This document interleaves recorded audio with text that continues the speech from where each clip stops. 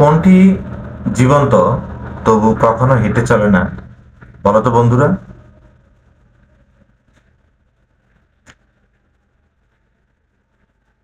ক, গাছ। খ, কচ্ছপ। গ, মাছ। ঘ, পাখি।